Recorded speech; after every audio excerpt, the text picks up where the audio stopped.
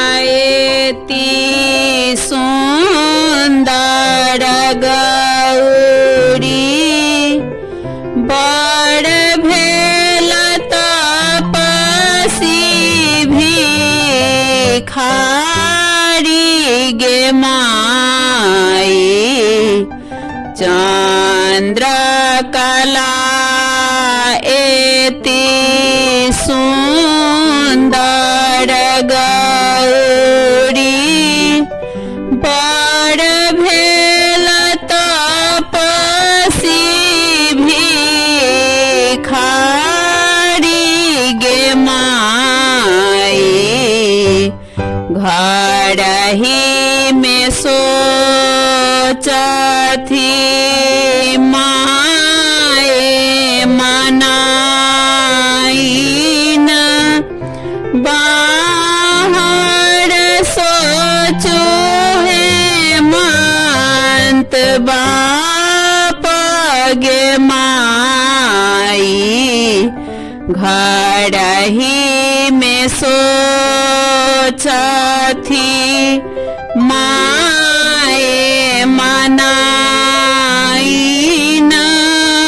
बाहर सोचो है मंत बाप गे माई नारद ब्राह्मण के हम किछु नहीं बिगाड़लाहु लायल तपसी भिखारी गे माई नारद ब्राह्मण के हम किछु नहीं बिगाड़लाहु लायल तपसी भिखारी गे माई जूनी सोच करो आहाँ माए मनाइन जूनी सोचो है मंतरी सी बाप गे माई जूनी सोच करो आहाँ माए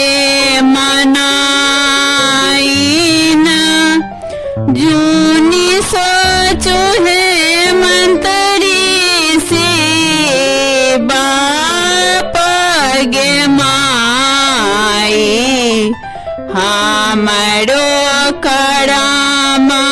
में है बड़ लिखला लिखला मिटलो नहीं जाएगे माई हमरो करम में है बड़ लिखला लिखला मिटलो नहीं जाएगे माई भानहि विद्या